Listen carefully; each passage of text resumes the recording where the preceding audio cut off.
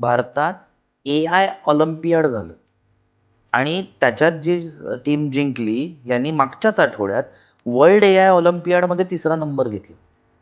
So हेही भारत सरकारचंच कौतुक आहे, की अशा गोष्टीही चालल्यात.